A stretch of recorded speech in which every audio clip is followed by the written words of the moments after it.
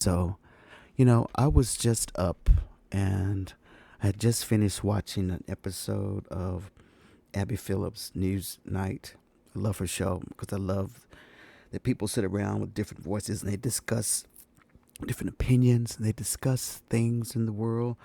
And tonight was particularly polarizing. It was polarizing because Mike Pence was on the news today and he had an interview with one of the CNN anchors. I can't remember which one anchor that he interviewed with, but he basically was saying that the MAGA revolution in the Republican Party is a minority and it's only there for a little while. And he pretty much thinks that Republicans still have the same values that they had and this and that.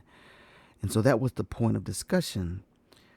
But what really hit me about this whole thing was the fact that people tonight started hitting on humanity. One of the um, people on the panel, can't think of his name. I can't think of his name, but he's on there quite a bit. He was having an interaction with one of the right wing podcasters. Can't think of her name either. These were new ones. These are ones that are not usually on there. And he just asked her about the whole deportation thing. And he just said, well, what do you have against these people? What have they done to you? He got into the humanity side and asked her a really thought out question, and it caught her off guard. It caught her off guard because she couldn't go back to her political corner. She had to use her humanity mind and answer that. So, unfortunately, the exchange got kind of overshadowed by another exchange that started. So, she never got a chance to answer. So, she was saved.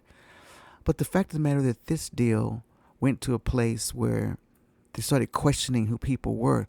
Abby even went to Scott Jennings and was telling him that you've changed as a Republican. It caught Scott off guard, and he had to look at himself to see that we still have the same principles. We still do this, and because terrorists weren't a part of it.